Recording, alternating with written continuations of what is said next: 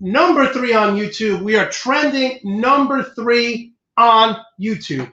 People ask me all the time, Monty, what does that mean? Well, I'll show you right here. If you type in sports shows on YouTube, if you type that in, as you can clearly see, we are number 3, number 4, and actually number 5. So that's pretty good. Again, trending number 3. And if you check this out, just type in sports shows for YouTube. We are trending number 3 here, number 4, and number 5. So thank everyone for watching. Of course, our little bingo card here.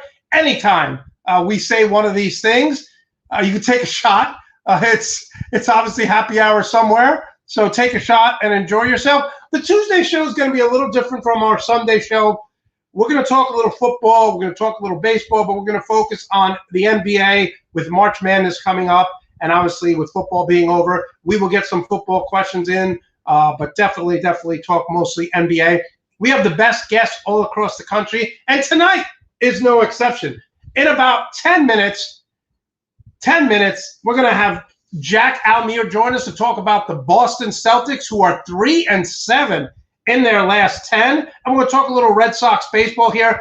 I don't know what's going on with the Red Sox, but here's what's really bothering me. When I think of the Dodgers, the Yankees, and the Boston Red Sox, I think of people who are really teams and organizations who want to spend money. They want to spend money. It seems like the Red Sox are just cleaning house, and I don't like it, so he's going to have to answer those questions.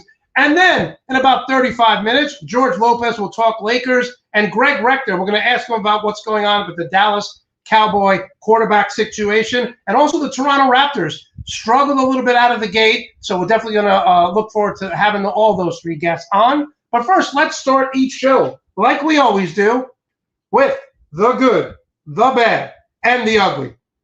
Now listen, the best team in the NBA, I just wrote this on Nuts and Bolts Sports, my top 5 power rankings is the Utah Jazz. And of course, Quinn Snyder. Where do we know Quinn Snyder from, Duke fans? Look how young he was here. Mike Krzyzewski and Quinn Snyder when he played for Duke. I like the Utah Jazz, guys. I really do. I think Quinn Snyder may get Coach of the Year. But let's be honest here. I had this conversation with my friend Andrea earlier today. I do not think that this Utah Jazz team, as constituted, is going to make a deep playoff run.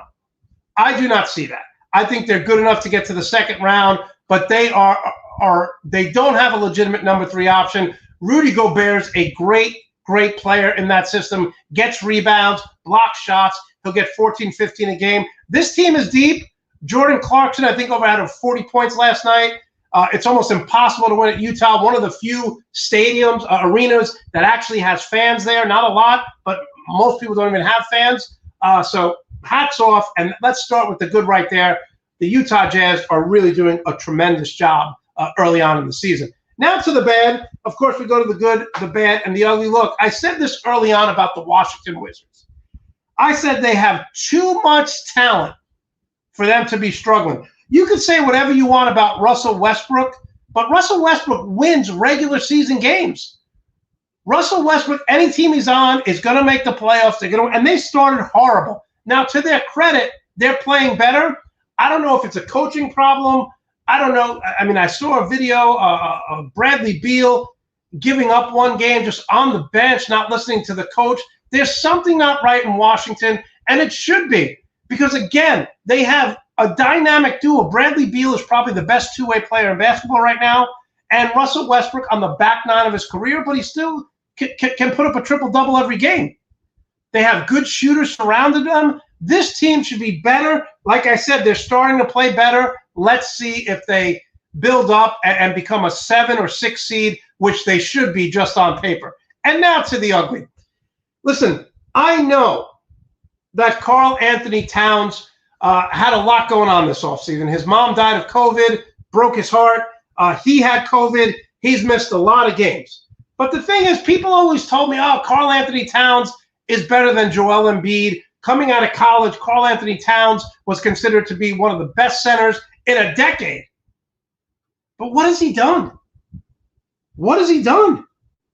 The Timberwolves have been a mess with him. In 5 years, He's made the playoffs once. They lost in 5 games, and in that playoff series, he averaged only 15 points, 13 rebounds. I'm not blaming this all on Karl Anthony Towns, but if you're supposed to be one of the most dominant centers in the NBA to come out of the draft over the last 10 years, can you get past the first round, please? Can you make the playoffs?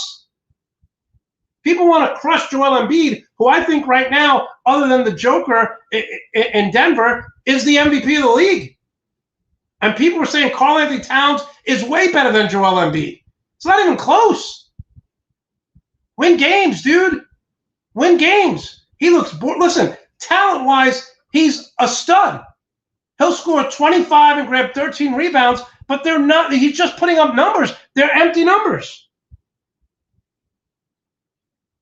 It's going to be interesting to see if Karl Anthony Towns, and they're not going to make the playoffs this year. It's going to be interesting to see just where they go from here. Do they pack it in and just send him on his way and rebuild? Because it's not working in Minnesota. And that's the good, the bad, and the ugly. Now, what I'm going to do before we get our first guest on, every week I will break down, in just quick 5 minutes, I will break down 2 teams in the NBA. 2 teams in the NBA, what they're doing. We have fans all across the country. We had a fan listening in Hawaii last week, and he's a Spurs fan. Sent me a nice email. So I'm going to break down 2 teams every week on Tuesday for this show in the NBA. So fans all across the country can feel a part of this. And, of course, we'll get to your comments in a minute. But let's break down the San Antonio Spurs first. Look, the Spurs are 6th in the Western Conference, and they're playing much better than anyone thought. A lot of that has to do with Greg Popovich. Look, the Spurs don't beat themselves, right? They are first in turning. They don't turn the ball over, so they protect the ball. They only turn the ball over 11 times per game. That is first in the NBA. So you're not going to get extra possessions when you play the Spurs. They don't beat themselves. DeMar DeRozan, he doesn't shoot the 3. He's actually improved this year. He's taken about 23 pointers, which is more than he has in his career. He's actually having a very, very good year. DeMar DeRozan is averaging 20 points, 7 assists per game, 5.4 rebounds per game. DeMar DeRozan's doing a hell of a job running this team, becoming the leader. And how about DeJounte Murray? Had an injury, late first-round pick like the Spurs always do. 14 points, 7 rebounds, 5 assists. Patty Mills is averaging 13 points off the bench, shooting the lights out for the ball. Lights out from three-point range. So this team under Greg Popovich is a lot better than we thought. Now, look, they're 9th in offensive rebounds. Statistically, they're not in the top 15, and other than not turning the ball over, they don't have a top 15 player on this roster. DeMar DeRozan may make the All-Star team, and rightly so, but I don't think DeMar DeRozan is a top 15 player. I can name 15 players right now. I'm not going to waste your time who are better than him.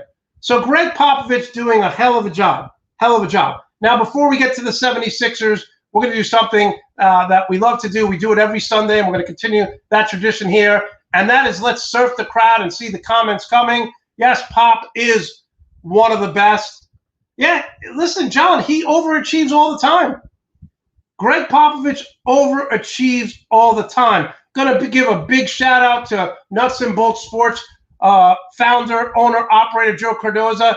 He had the coronavirus. He said he's feeling very good, feeling very well. So thank goodness that he didn't suffer severely. He said he's just getting back to normal. And listen, yeah. Hey, listen, I don't know. Listen, people say that all the time. We've seen young players like LeBron James. Now, look, LeBron James is a once-in-a-generational player. But we've seen LeBron James take a dysfunctional, terrible franchise like Cleveland and turn it around. So if you have bad organization, bad owners, a once-in-a-generational player can turn that around. But I don't see Karl Anthony Towns doing that. I don't see Karl Anthony Towns doing that at all. At all. So, yeah, it could be the organization. We saw last night, Draymond Green defend Drummond and say, look, you're saying that it's the player. He goes, what if it's the organization? And we know that the first time LeBron left Cleveland, they were a disaster. He goes back to Cleveland. They win a title, go to 4 straight finals. He leaves. They're a disaster. So, yeah, I stop. Sometimes it's not the player's fault. Sometimes it's not the player's fault. Please keep the comments coming. We love getting to them, especially when the guests are on. All right, so I broke down the Spurs. Now, before we get our next guest on, I'm going to break down the Philadelphia 76ers. A lot of people want to criticize Doc Rivers. A lot of people want to criticize him. But one thing I know, Doc Rivers wins wherever he goes. Doc Rivers wins wherever he goes. The Philadelphia 76ers have the best record in the East. Joel Embiid, for my money right now, is the MVP of the league. We talked about Greg Popovich, how the team doesn't beat themselves. Okay, they don't turn the ball over. Well, the Sixers really are doing a tremendous job on defense because they are third in steals. They're averaging 8 steals per game with this unit. 8 steals a game. A lot of that is Ben Simmons. Okay, again, we talked about Joel Embiid. 29 points, 11 rebounds per game. Tobias Harris, 20 points, 7 rebounds a game. Ben Simmons, 14 points, 8 rebounds, 8 assists. Look, Ben Simmons can't shoot. We know that. So what do they go out and do? They go out and get Seth Curry, Steph Curry's brother. Seth Curry's averaging 13 points a game, starting. And one thing that I'm going to talk to George Lopez about in about 25 minutes, one of the things I loved about the Lakers last year, okay, Game 5, at one point they had, late in the game when they made their run, I mean, they dominated Game 5, but when they made their run, they had Dwight Howard on the floor. They had Anthony Davis. They had Kyle Kuzma. They had Danny Green and LeBron James. The length of that team, everyone was over 6'6". You know, now these two guys, Dwight Howard and Danny Green starting, Dwight Howard's coming off the bench, and he's playing just as good as he did last year in L.A. People want to minimize the Sixers. They say that Joel Embiid and Ben Simmons aren't mature enough, but I'm not minimizing this team at all. I love this team. You know, Doc Rivers did a smart thing. He brought these two guys over who now Dwight Howard has been in a championship with Orlando, won a championship with the Lakers. Dwight Howard was integral for that team.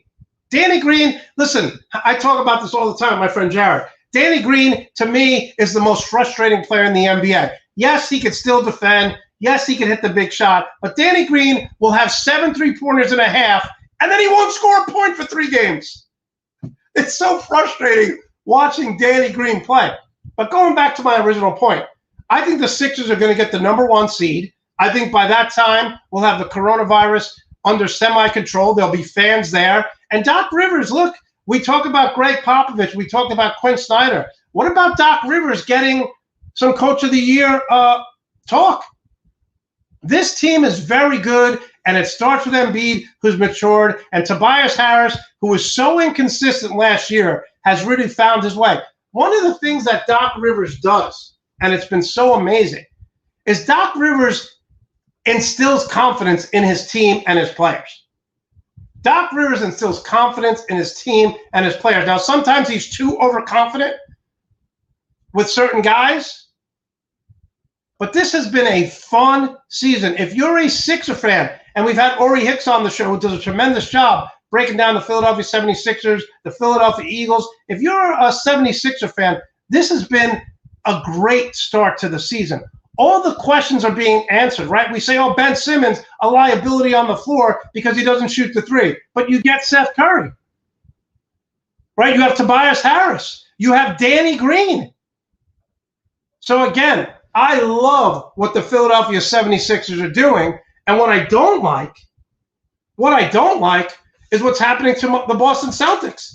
There are a few teams that I mean, I'm not a fan of the Celtics. I'm not a fan of the Sixers. But I love Jason Tatum, probably because he's a Duke guy. Okay? Seth Curry, many people don't know this, transferred. He's a Duke guy. All right? Is there a theme here? Quinn Snyder, coach of Utah.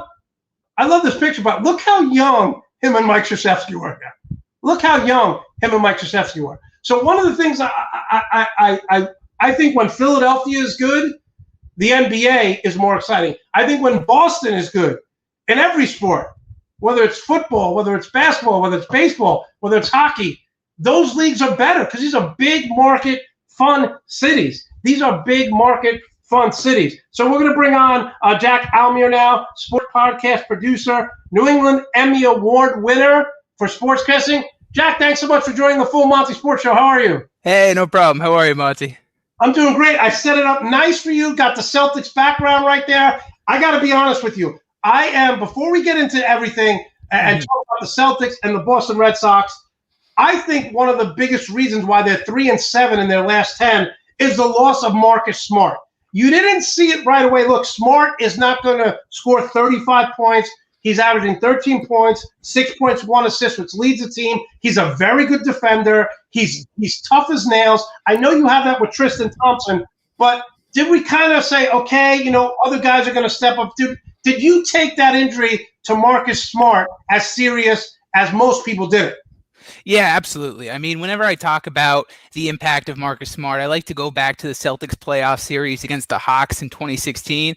Paul Millsap was absolutely killing the Celtics in that game. He scored 26 on Boston big in the first half and had over 40 by the fourth quarter when Brad Stevens switched Marcus Smart onto Millsap. The rest of the way, Millsap managed just 4 points on 2 of 6 shooting with Smart on him, and the C's pulled out an OT victory. So the defense is always there for Marcus Smart. Like you mentioned, he's leading the team in steals and assists, third in defensive rating, third in blocks per game on this club. His 6.1 assists are also a career high for him, so he's getting much better at creating plays for teammates, and that's really helped this Boston Celtics team.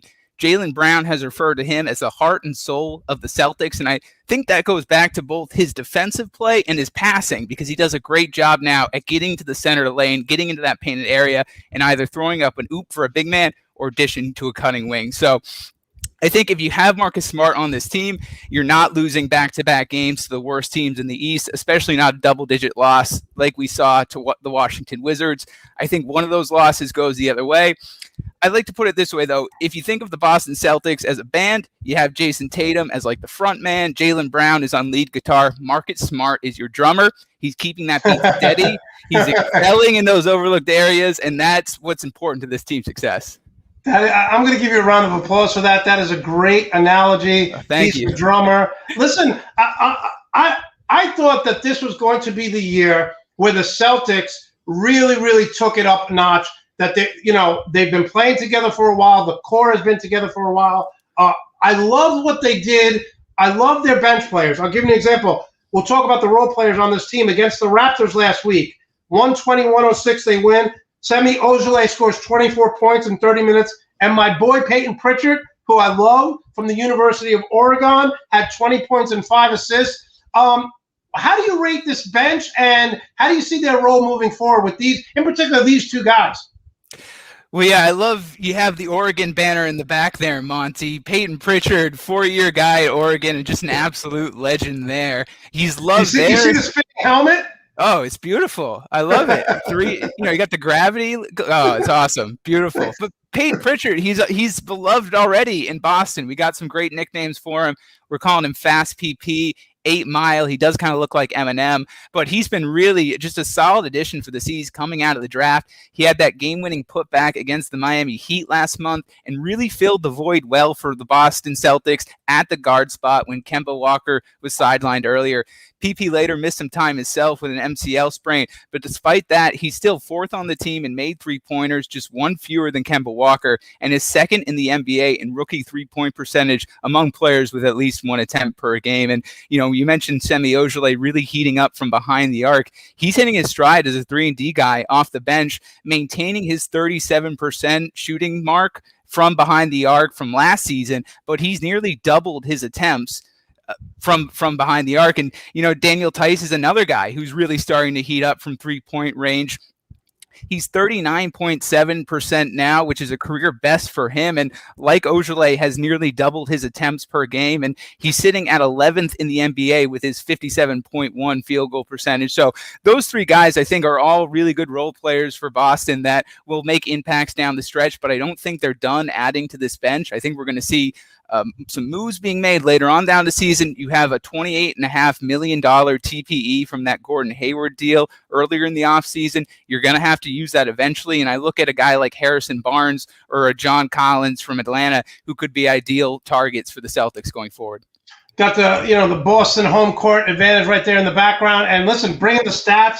Love the stats you're bringing. Can we just say this? Because my dad always gets mad at me because at least once a show I'll say, can we make the argument? So can we make the argument right now that you look at Jason Tatum and Jaylen Brown, and they're not a top 5 1-2 combination, but maybe 7 through 10, or am I selling them short?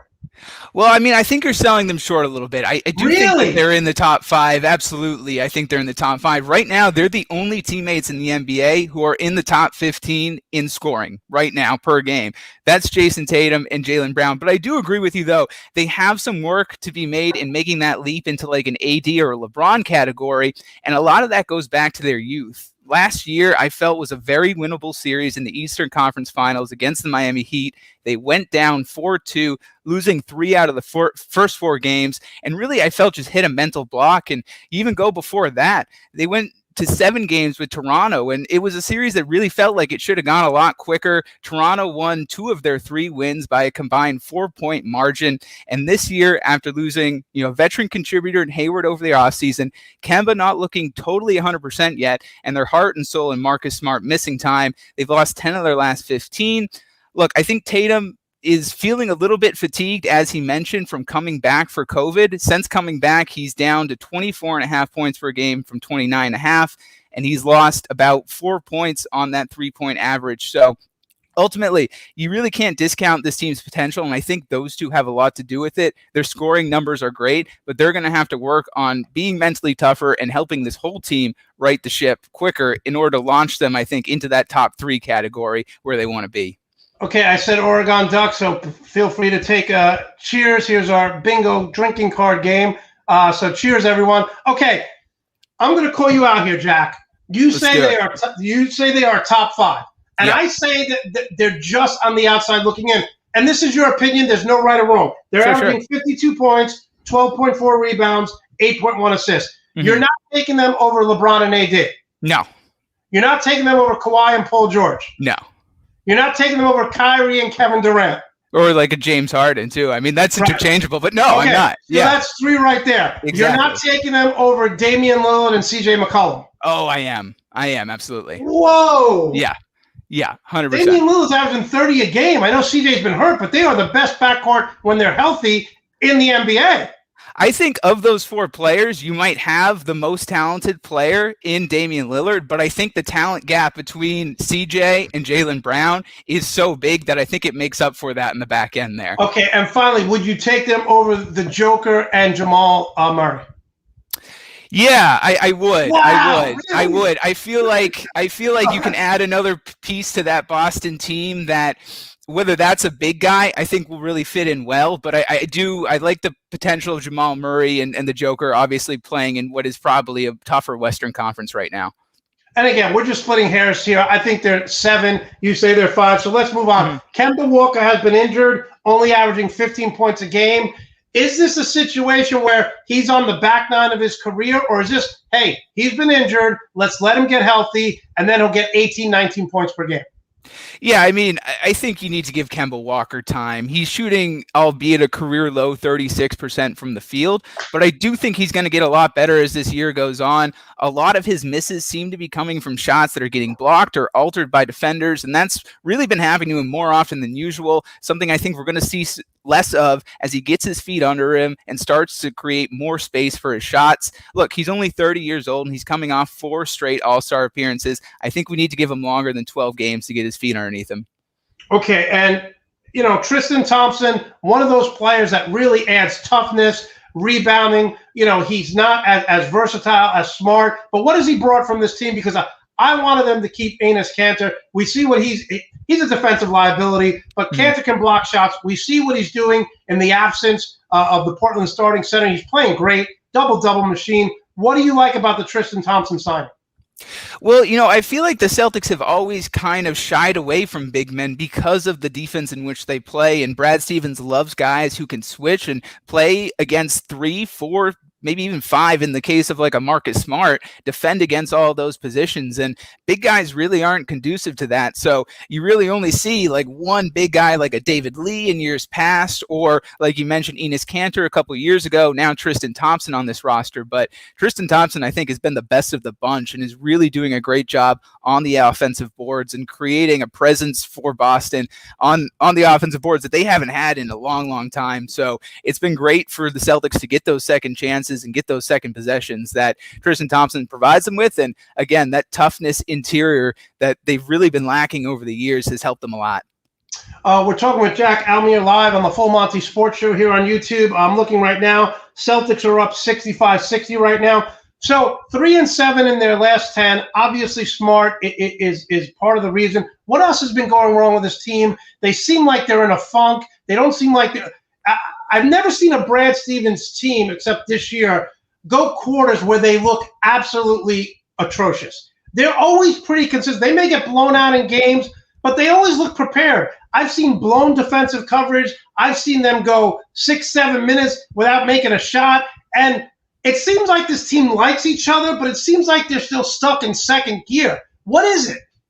Yeah, absolutely. And I mean, I think this Celtics team kind of takes the temperature from their stars. So I don't discount what Tatum's saying about feeling fatigued earlier than he has been coming off of COVID. It's a very serious illness. It affects your breathing. And so for him to have those complications following his illness, I think is something to monitor, because I think he's feeling a little lackluster being on the court. And I think the team is kind of reading that and following their star. And like you said, I don't think that we've ever really seen a Brad Stevens team that has come out without any effort. That's been a new thing to me, and it's something that I think happened to them against the Wizards in Washington. So I think as Tatum starts to trend upwards and starts to get healthier and get his lungs back, and this whole team is going to rise up with him.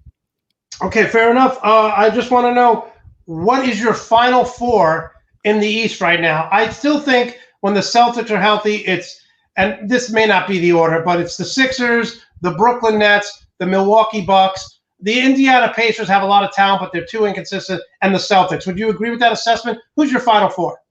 Yeah, I think so. Milwaukee, I think always is going to be in the mix as long as Giannis is there. I think he can sometimes be one-dimensional, but I think he's going to bring the Bucks into the conversation always in the East. The Brooklyn Nets are a team that really scares me. They're sitting at the top of the NBA in points per game with over 121 scored. And with that big three, on paper, from a scoring perspective, I think is one of the most talented ever. I think if you go individually through each player, you can make an argument they're a better scoring big three than the one you saw in Miami with LeBron, maybe. They have that potential.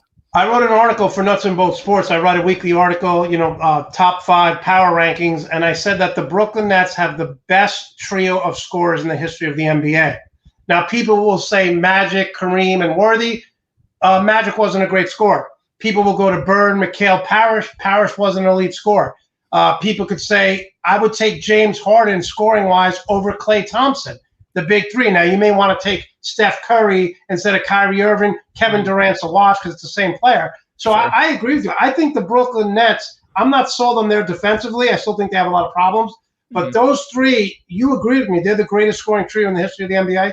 Yeah, absolutely. I think, pound for pound, as scorers, like you said, that they rank up there as far as talent goes. Absolutely.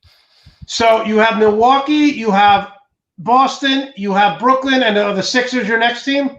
Yeah, the Sixers are my next team. I feel they're a team, again, kind of like Giannis, but even to a more extreme extent when you're talking about Ben Simmons, who can get one-dimensional, and the Celtics have really been able to take advantage of that over the course of their playoff meetings in recent years. You go back to 2018, it was a 4-1 series win for the Celts, and then last season, Boston swept them 4-0.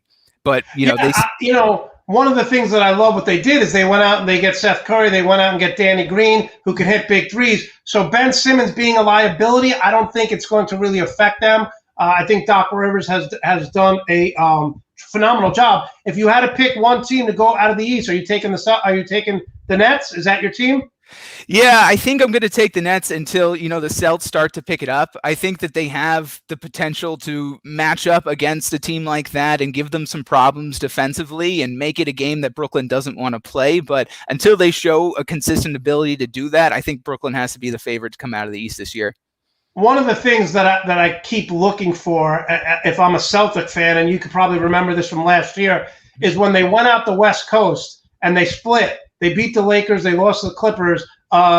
Jason Tatum was the best player on the court. I think he scored 40-something and like 38. He dominated LeBron. He dominated Kawhi. He dominated Paul George. So I think Tatum against Kevin Durant, I think he could dominate him because I think Paul George, Kawhi Leonard, and LeBron James, even though he's on the down end of his defensive career, Tatum lit him up. They couldn't stop him. They had no answers for him.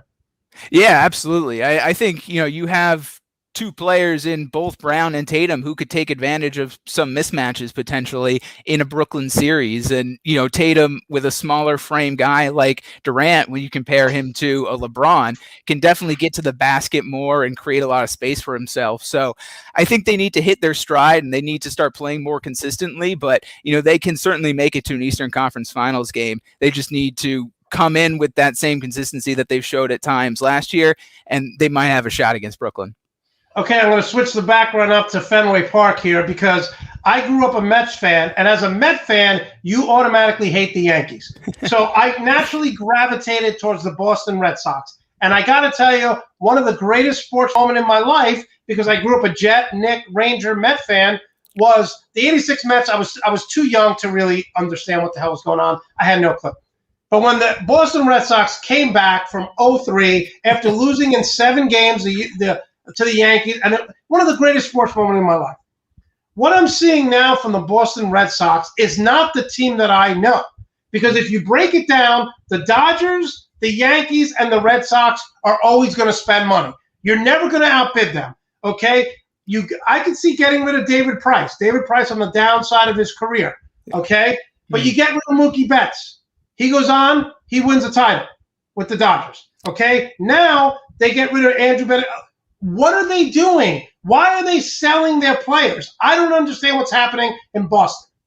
Yeah, I mean, I think when you go all the way back to the Mookie trade, there's some debate about whether they were a couple million short or whether Mookie wanted to go into a bigger LA market. And I think there's something to be said for both of those being true. I think Boston put up $200 million for Mookie Betts and was willing to maybe negotiate a little further, but I think ultimately it was Mookie's decision to get a fresh start. But this Andrew Benintendi trade is a tough one to swallow. I feel like Benintendi still had some good years of baseball left in him. He only played 14 games last year due to injury, but is only 2 years removed from hitting 290 on a team that won a World Series. And you go back to 2019, which was his down year. I mean, he's still hitting 266. So it's tough to give up on a 7th overall pick at 26 years old. That feels early, but at the same time, this isn't Bloom's 7th overall pick. So I'm going to give him the benefit of the doubt for now to build this team in his image. And if he's looking around at the free agents out there this offseason and doesn't think that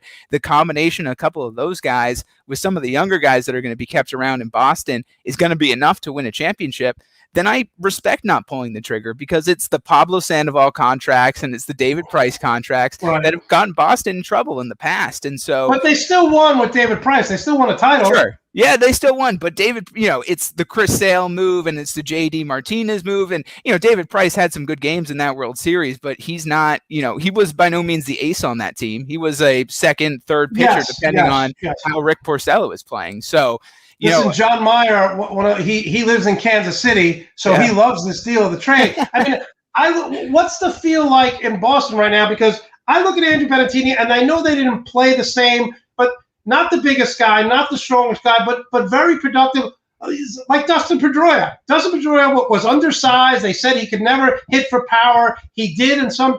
I mean, I love this guy. To me, he epitomizes what Boston Red Sox baseball is all about. What's the feel in Boston for letting him go? Yeah, I mean, it's tough. Obviously, Pedroia officially announcing his retirement this offseason, so that hurts as well. But I think the feeling is a little impatient. Boston fans are used to constantly sort of being in it, whether the conversation is a World Series, a Stanley Cup, the Larry O'Brien Trophy, no matter what it is. And so I think across the board, aside from maybe the Bruins and Celtics who sort of stayed pat, they've kind of, Boston sports has sort of taken a step back. So with the Red Sox, this trade sort of makes people a little impatient. They're not sure what to make of trading a guy who hits for average for a guy that is essentially a person that hits for power, but he's kind of been in a long jam in places. You're not really sure what you're going to get with him.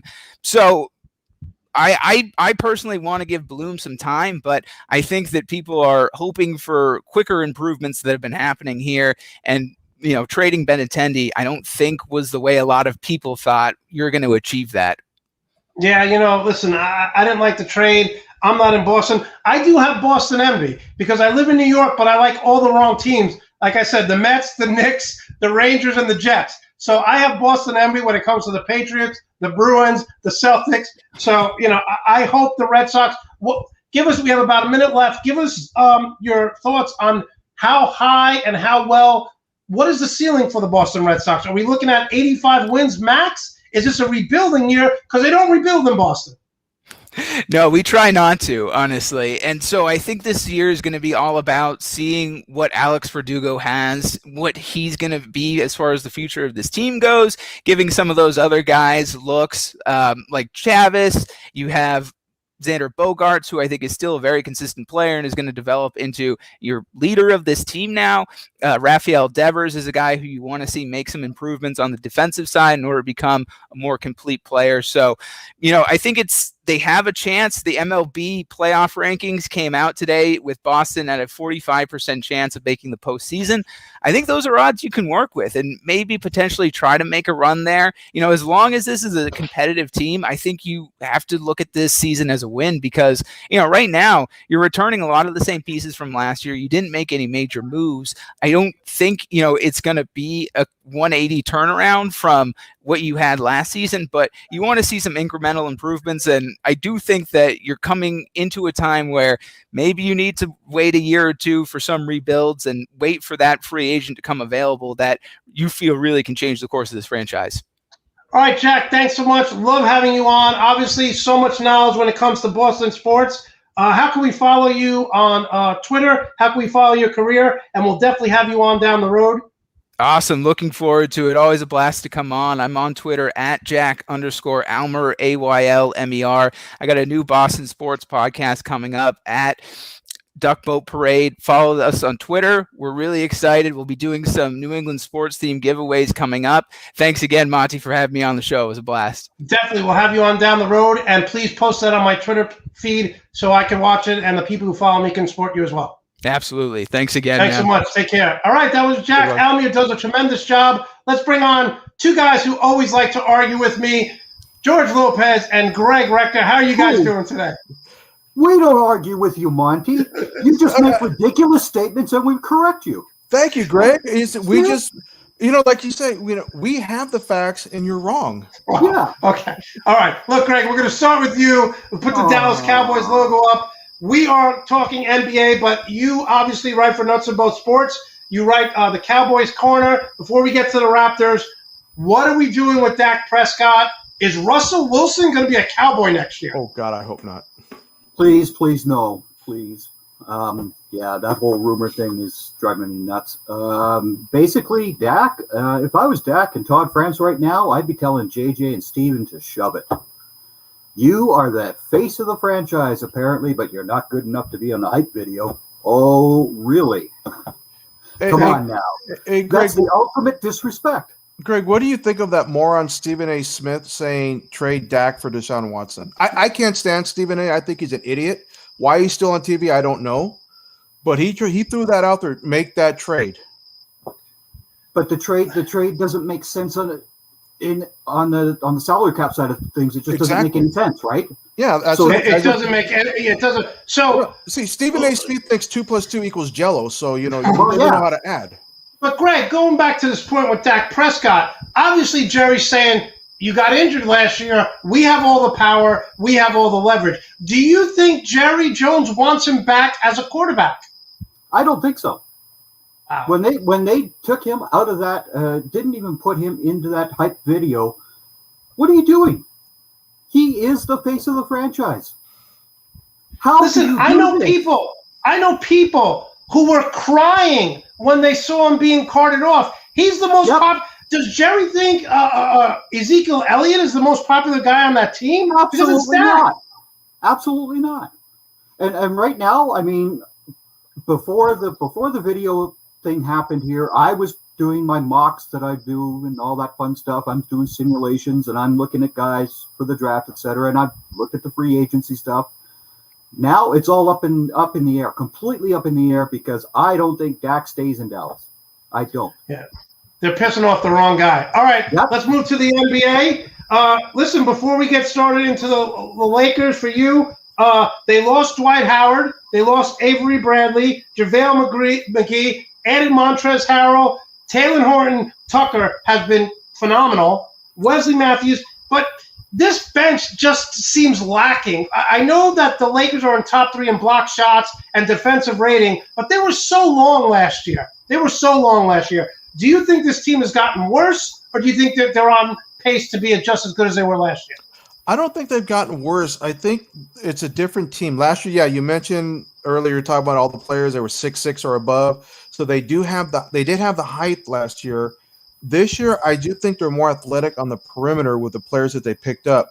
Now, one player you didn't mention that I'm really missing is Boogie Cousins. Even though he didn't play with the Lakers last year, I think they really miss him right now, considering what's going on with Anthony Davis.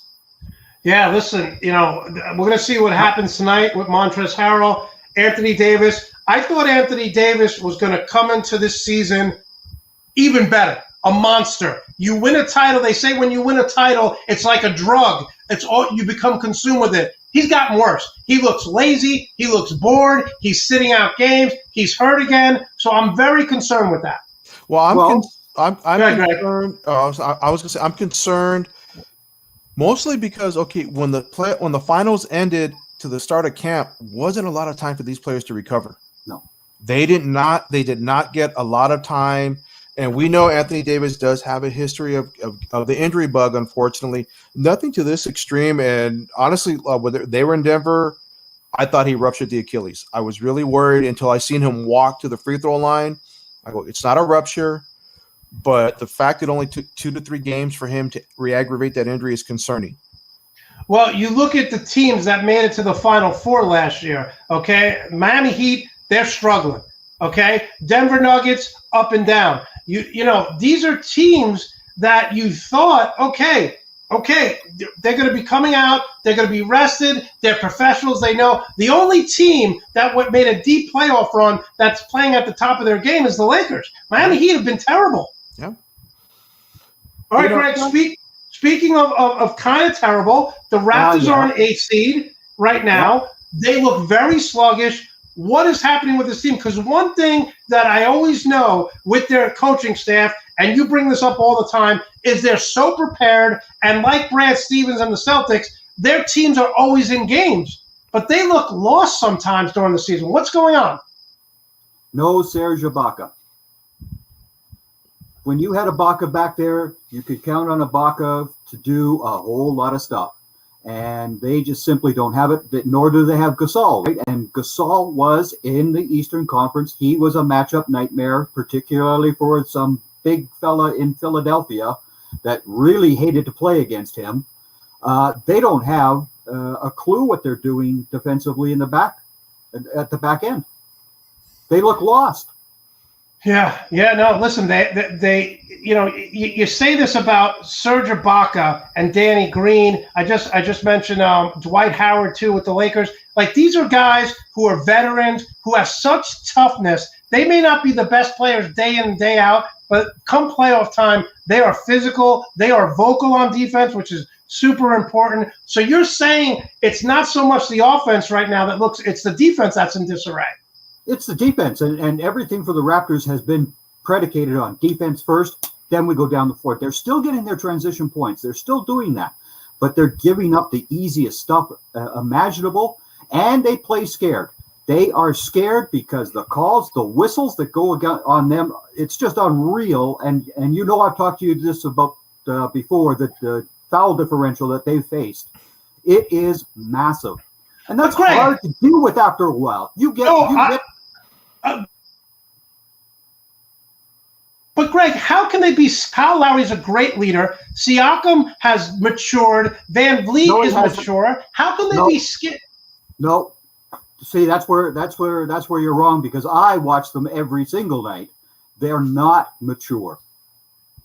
So you're saying last year they were very good without Kawhi Leonard. You're saying the reason why they're struggling is Kyle Lowry and these three right here are not the leaders. You're telling me that Serge Ibaka Lowry will always be that bulldog. He is that type of a player, right? But I'm talking about the maturity of Van Vliet and Siakam, and it's lacking. It is lacking. Listen, you watch them more than I do, so I trust your opinion on that. All right, George, let's talk about Dennis Schroeder. He's really been the utility guy for the Lakers. He defends. He plays a ton of minutes, 14 points, 4 assists, 4 rebounds. I love this sighting. Give us your thoughts about what Dennis Schroeder has meant to this team so far. Well, I'll tell you, it's actually better than I was expecting. I mean, I'll be honest, I didn't know a whole lot about him when the Lakers picked him up. But he's been better than advertised. He's actually, to me, I would consider him the third option on the offensive side over Kyle Kuzma. I think he's more consistent. He's actually got great leadership on the court with, great ball handler. He's not Rajon Rondo's leadership. I mean, we are going to miss that come playoff time, but I like what he brings to this team. He actually brings a bit of an edge. Yeah, I like. And I really like it, and the team feeds off of that. For a skinny guy, and he's pretty tough. I mean, he's very frail, but he doesn't miss games. I think he plays second to only LeBron, which I'm still annoyed that LeBron is still averaging the most minutes in his 18th year. I don't like that at all. But when you have Anthony Davis, who's obviously been made of glass lately, you really don't have a choice.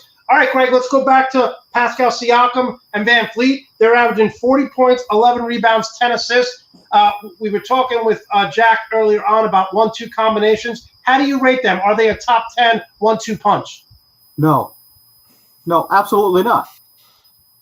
They're not even close to a top 10. Really? Why are you so down on those two guys? Well, you know full well how I feel about 2 6-foot guards being out there together at the same time. It drives me bananas in today's NBA. I'm sorry. Yes. It just drives me bananas. You can't win like this, and it drives me crazy. Siakam has finally, in the last little stretch here, understood I need to be at the basket. Yeah. Okay, it's about time. Wake up. Stay there. Yeah. See, Greg's a real fan. He talks with his head, not his heart. Well, listen, I'm just my concern right now with the Raptors, and we talked about this on a Twitter timeline. Is okay, are you going to keep Lowry, Greg, or are you going to trade him? What are you going to do with this team? Because like you said, other than Lowry, they have a lot of young guys there. That's right. So they're young veterans. They are young veterans. Right. So what are you doing at the trade deadline? And a lot of them got a ring. But boy, they're not going to get anywhere near it again unless they realize that their whole mindset better get back to their end first. It's not there. And Did anyone else think that when Greg showed the ring, he was going to give me the finger? Did anyone else think that right there? This one? Greg, so what are we doing at the trading deadline with this team? You're the general manager. What do you want to see happen? You got to decide whether you're going to keep Lowry and bring him back at a lower salary next year and draft a point guard, move Van Vliet, or you're moving Lowry. It's one of the two. And if you move Lowry, you have better be ready for no success in the future. None. Well, I'm not totally sold on Van Vliet outside of his handles. Okay. As the kids say, handles. We used to call that dribbling. I know it's a multi-syllabic word, but Greg, outside of that, Van Vliet cannot finish. He doesn't finish. Greg, I think there's going to be a ton of teams, especially teams in the playoff hunt who would love to have a Kyle Lowry. Imagine Kyle Lowry in Philadelphia. I mean, imagine that team with another shooter. You put Kyle Lowry on Philadelphia, they're getting to the Eastern Conference Final. So there's going to be a huge. But you could also put a Van Vliet on a couple of these playoff teams to push. So you would keep Kyle Lowry? I would. Okay, yeah, so they're not gonna just give him up for the cheap. They're going to expect something in return. Yeah, no, that's what I'm saying. Listen, they're going to give up. They're going to give up a lot for one of those two guys because, like he said, they won rings. If I'm Philadelphia, if I'm one of these teams that's on the border, I would love to have Kyle Lowry on my team. He can hit the three. He's feisty as hell defending. So that's one of the guys I would go after. All right, George. Look, we mentioned Anthony Davis. How long is he going to be out? You thought that, like I thought his season was over when he got injured with the Achilles. What do you see him? When is he coming back? And what do the Lakers need to do without him? Well, first off, Andrea, this hat's for you because I saw the message. I'm keeping the hat on for you. Is that a subliminal message somewhere? Well, she posted something about me taking off the hat, and okay. I have to really highlight it now. Anthony Davis is going to be out 2 to 3 weeks. They're saying it's he re-aggravated the Achilles issue, and he's got a calf strain. So they're going to reevaluate him in 2 to 3 weeks. So we're going to be without him for about 9 games. But what they need to do moving forward, they need another big man to help ease his minutes. But they really don't have anything in terms of trade for a salary cap match. And there was talks about Blake Griffin that he's not playing in Detroit right now until they decide what they're going to do. Like, could they trade him? But match his salary. So one scenario that people are hoping for is that Blake Griffin gets bought out by Detroit. He becomes a free agent. Would he be willing to come to the Lakers at a prorated contract to end the season? Blake Griffin would love to. One of the things I always say is Montrezl Harrell left the Clippers, played for a new team. He didn't have to relocate because he's in LA. Yeah. So Montrezl Harrell, Blake Griffin played his whole career with the Clippers. He would love to go back to LA. I mean, he's not Lob City Blake Griffin anymore. And no, but he's still effective. He's still effective, and he would be good. I don't think he'd be a starter with the Lakers. I think he would come off the bench and spell, Anthony Davis. That would be nice. Blake has not had a dunk since the beginning of 2019. Yeah, I saw something today that he became a player in cement shoes. Yeah. Well, I think of the first 10 games, over 50% of his shot attempts were from 3-point range. So, he's not the high-flying Blake Griffin. Yeah, he's not Lob City anymore. Listen, look what Dwight Howard did with the Lakers last year. He played about 16, 17 minutes. He gets you 8 points, 6 rebounds, 3 blocks. Blake Griffin could be very effective. All right, Greg, I love the mask you have, the Toronto Raptors mask. I'm sure it's going to be hard to talk. But I want to talk about, like you said, players contributing. OG Anunoby, 14 points, 5 rebounds per game. Chris Boucher, 13 points, 6 rebounds. Can we say this Toronto Raptor team, other than the Kawhi Leonard free agent signing, can we say now they're a lot like the Spurs of the North? They draft players and they just get better every year. And undrafted guys in Van Vliet and et cetera, right?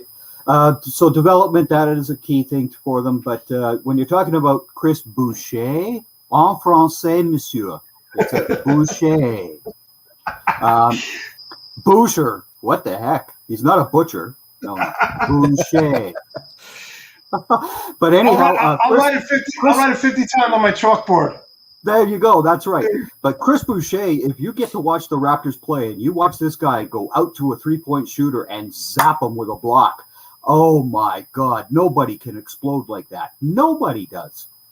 He gets out and he's up and it's gone. Like your shot is rejected. Does he play like Bobby Boucher?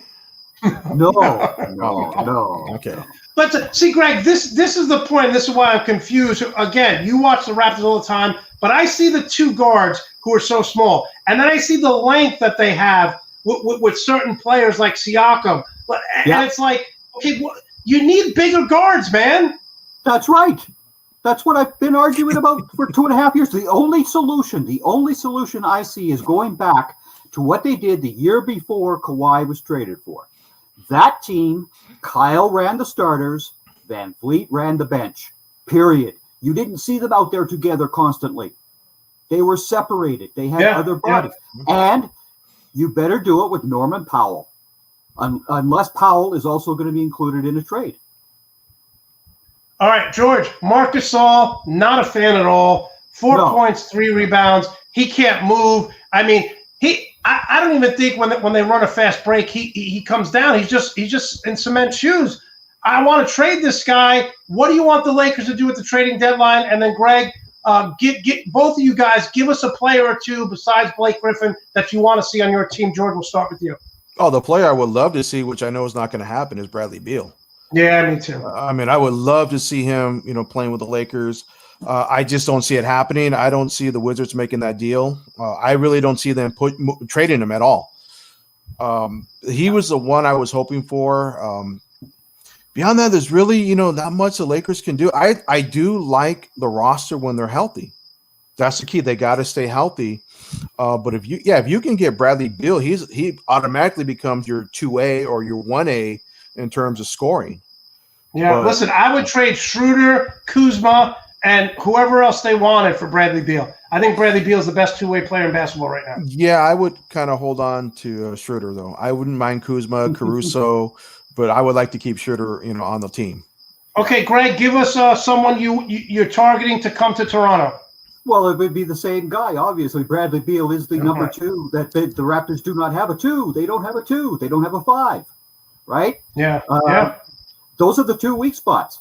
So Bradley Beal is target number 1. Target number 1. Now, they can make that work better than a lot of other rosters salary cap-wise. Yeah. It would mean, to me, though, you give up Siakam. And I'm okay with it. Really? Really? Okay. I'm okay with it. I'm okay with that. The reason being is Siakam has a ceiling that he's touched. Yeah. Listen, I like Siakam. I thought he was on pace to be a top 10 player. He's fallen out of that for whatever reason. So I agree with you there. Talking with George Lopez and Greg Rector live here on the Full Monty Sports Show. Got a couple minutes left, guys. All right, Greg, we're going to start with you. I know you don't like Joel Embiid, but he is playing lights out. I have him number 1 right now as my MVP with the Joker from Denver second. Who is your MVP? Well, Monty, since you twisted my arm to get me back into fantasy basketball this year, my roster that is now 7-0 in ESPN, it has Joel Embiid on it. Thank you. I tweeted the roster to you. You saw it. Yes, I forgot. Right? But you have to recall as well that I hate the NBA version of the MVP. It should be 2 awards then, because there's no criteria in the NBA. LeBron would win it every year. You have an MVP, most valuable player to their team, and the most outstanding player. Yes, I agree with you. But since we're not controlling that, I'm going to put you on the spot here. Give me your top 2 MVP candidates. My top 2 right now, Jokic and Embiid. Jokic, and what about you, George? Well, I definitely have Embiid in my top 2. I think he's playing. I've been a fan of his since college, so I definitely think him. But believe it or not, Anthony Davis I would give him more consideration than LeBron. And hear me out, because he's not healthy. I know he's not healthy, but let's see how they do. Before for that stretch of games where they had him playing in the mid post, not outside, right, and he was getting those offensive rebounds and scoring 29, 30 points a night. Yes. Yeah. Like I said, let's see how the Lakers do the 9 games without him. How were they before he came to the Lakers when they had LeBron? Granted, it was a different roster, but they get him. Now they're NBA champs. I would give him more consideration for MVP. He's not getting it. Everyone's talking about LeBron, rightfully so. I think he's having a tremendous year. And Jokic's just he can't. The guy moves in slow motion, but he's so fundamentally sound. He is. Can't stop him. And I told you, Denver's the one team I worry about in the West. Now I'm not even worried about Utah. They're the hottest team right now. But I think at the end of the season, Denver's going to be up there. All right, I'm going to give you guys, we'll start with you again, Greg. I'm going to give you guys my 3 Coach of the Year candidate. Quinn Snyder, number 1. Doc Rivers, number 2. And what Greg Popovich is doing with no one on his roster that is a top 15 player, They're a 6 seed right now. Greg, who's your coach of the year? You see all that gray stuff, like the guy that has the same name as me? You go with Greg Pop. Absolutely. Yeah, listen, I can't argue that. Listen, DeMar DeRozan is having a great year, but he's not a top 15 player, and they're going to make the playoffs as a 5 or 6 seed. I wish just once the Spurs would go 2 or 3 years and not make the playoffs so they could stockpile picks, but they're never going to do that because they're so well coached. Yeah, but they also build it properly no matter where they pick in the draft. Yeah, and that's where the Raptors got this all from. They had that mindset, and it came from the Spurs. Listen, you don't need to have top 5 picks every year to build a winner. You don't. Murray has been playing great. He's averaging 14, 7, and 5. I know White was injured, but he's playing better now. He scored, I think, 29 the other night. George, who's your MVP? Who's your coach of the year? Oh, I have to agree. I don't have it that much today, but my beard is usually gray. I'm going with Pop. I think really. I actually think Popovich is one of the greatest coaches in the history of the NBA. I think if they continue in any professional sport, yes. Phil Jackson gave us 5 rings here. He never built a team. Popovich built a team. He builds players. He builds winners. Yep. I think what he's doing, if they stay in the same course, I would definitely vote for him as coach of the year. Listen, no love for my boy here. I'm just putting this picture up because I know Greg hates Duke, and you see a young Mike Krzyzewski and Quinn Snyder. Quinn Snyder is killing it in Utah right now. They're hot right now, but let's see what happens at the end. Listen, I don't think they're good. I don't think they're a top 4 team come playoff time. I think they'll go to the second round. They kind of remind me a lot of the Atlanta Hawks in the mid-'80s with Dominique Wilkins. They're going to win 55, 60 games. They'll win the first round. They'll always lose in the second round. But Quinn Snyder, a team in New York in the '90s that was really good in the regular season and stuff. There was a team that was really good. They had a big guy named Ewing. Didn't they have that guy Starks who went like Starks? 1 for 17 in Game 7 or something. I don't know why. Hi, Monte. I'm the only host who gets heckled all the time by the guests. I'm the only host who gets heckled all the time by the guests. All right, Greg, give us your final 2 in the East. And the NBA final 2 in the West, and then the championship. George, then you'll do it, and we'll send you guys off. All right. So in the East, I'm going to unfortunately take Philadelphia and the Bucks, and I'm going to go with Philadelphia this year. So that means Doc Rivers will get a 3-1 lead in the finals, and it will be lost. Okay. All right. So you're not buying into Brooklyn getting to the Eastern Conference Finals? Oh, not a chance. There's no defense there. Come on. Okay. All right. And in the West, who do you got? Are you going Clippers? Are you going Denver Lakers again? I've got Denver. And I'm taking once Denver gets healthy because they've missed Barton, they've missed Harris, etc. Yeah, they missed a bunch of guys. Yeah. Once that full roster is there, and Malone does have them playing defense, I think Denver is the team to beat in the West because I don't trust Anthony's health right now. So you're taking Denver and Philly? Yeah, I'm going to take the Nuggets. Keith, you hear that? Keith, the Nuggets. So you're taking Denver against Philly, and you're taking Denver to win the championship. Yep. Okay, that prediction right there, I'm giving you the LeBron look right there when you're picking Denver over LeBron. See LeBron looking right there? Like, are you guys crazy? I see that. All right, George. My reason is because of Davis's health situation. Yeah, I'm not going to argue that at all. All right, I'm surprised you don't think Brooklyn, with their scoring, is good enough to get to the Eastern Final. All right, George, you're up.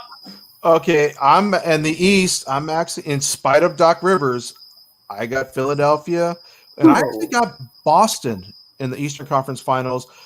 And again, in spite of Doc Rivers, because I think he's overrated as a coach, Philadelphia will win the East if they stay healthy.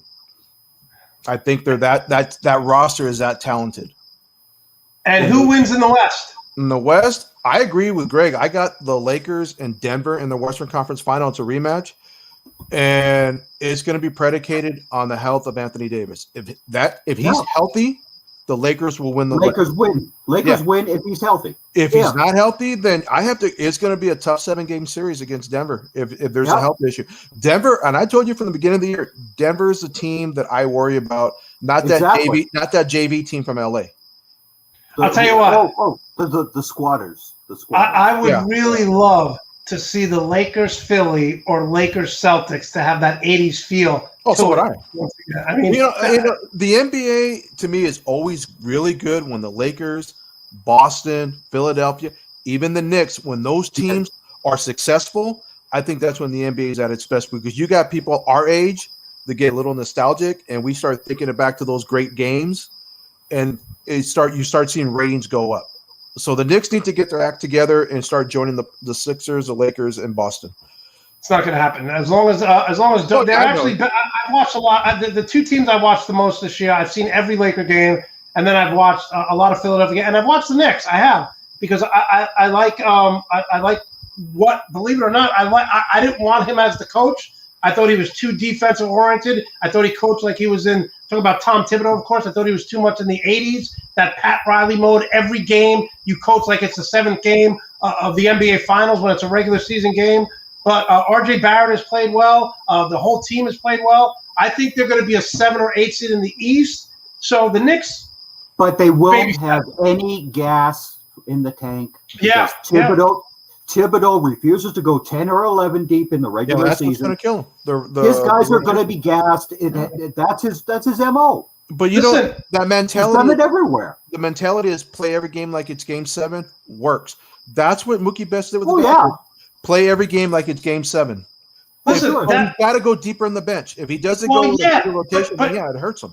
But Pat Riley did this in Miami, and that's why they'd win 63, 60 games, and they'd always be gassed and lose to the Knicks or some crappy team in the second round. It wasn't until Shaq got there and he said, "We can't do this, coach." Remember, Magic Johnson and Byron Scott to this day hold a grudge because when they were going for their third straight title against the Pistons, they both Pat Riley had them practice like crazy. They both had hamstring, groin pulls. To this day, they do not forgive Pat Riley.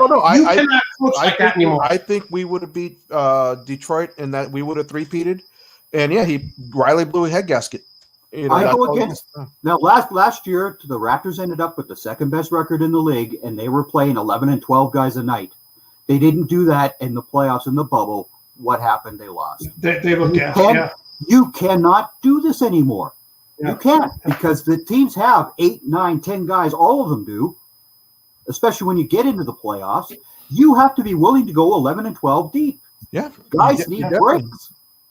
Especially any word in Toronto with COVID and sports teams and all that stuff. Any word like when fans, what the baseball team's going to do, what they're doing. I know the NHL. The Raptors will be at Tampa. That's it. Period. They're not coming back up. The Maple Leafs are playing hockey, but there's no fans allowed. Right. The Blue Jays most likely are going to start in Dunedin, apparently, and maybe go back up to Buffalo again. Wow. That's got to listen. If I'm a Toronto Raptor and my family's there, that's terrible. Right. That's terrible. It's been another reason why they've had such a problem. That is not home. I mean, it isn't. They're playing 72 road games. I know if I was in Toronto, I'd be going nuts not being able to see the Leafs. No. Only in Toronto does that happen. Yeah, that's what I said. If I was in Toronto, I would. I was like, what does he say that? All right, guys. The rest of the country, we don't care about them. Listen, I know that from you and obviously watching the Raptors over the past few years, especially what they do outside of the arena during playoff games, Toronto has embraced this team. Winning a title helps, but the fans are amazing in Toronto in support of their basketball team. They are now only after one other franchise in terms of a fan base that is just unbelievable, and that is the Lakers. You see the Raptors on the road when there's fans, and there is always a massive amount of Raptors fans. It doesn't matter whether you're in OKC, you could be in Memphis, you could be anywhere. Yeah, they travel well. You go to Detroit, it's 75% Raptors fans, 25 Pistons. Wow. Yeah, because they come across from Windsor, right? They travel well. They travel well. And they just own it. No, listen, I wanted to be in that little center that they had when they were doing the playoffs. They put the game on the big screen, outdoors. During, if it's hockey season, that's Maple Leaf Square. But during basketball for the Raptors, that's Jurassic Park. Jurassic Park. Yeah, that's it. That's it. All right, guys. Thanks so much for having on. All right, Greg, how can we follow you? How can we follow your articles? At Greg Cowboys on Twitter and at Nuts and Bolts Sports, Cowboys Corner, and Raptors. I do a few articles as well on, just to keep myself busy. And George, you said you were going to do a podcast. Is this ever happening, or is this you're just going to keep throwing that out there? No, I'm still trying to figure out the logistics about it. I definitely want to do an LA show. It's just a lot of things that I got going on here. I'm still trying to land a teaching job, and that's priority one. Once I get situated with that, then I can figure out how I can start doing a weekly LA show, because that's definitely something I want to do. But priority one. All right, man. Listen, as soon as you get that show, my late night tradition now is watching Laker games, but my late night tradition will be listening to you out in LA. Greg, George, always a pleasure. We'll have you on down the road. Thanks so much for taking the time out. Really appreciate it. Appreciate it. No worries, Monte. Always fun. All right, Greg, take care. George, take care. I want to thank all my guests. I want to thank Greg Rector. I want to thank Jack Almer, and I want to thank George Lopez. We will be back on Sunday at 11 a.m. for the full Monte Sports Show. Really appreciate all you guys taking the time out. Again, if you like this show, tell one friend, tell one family member. We're doing it 2 days a week. Our goal is to do this 5 days a week. I can only do that with getting more views, and we've increased every week, so I really appreciate it, guys. And in the immortal words of Llewellyn Moss from No Country for Old Men, I shall return. Carla Jean.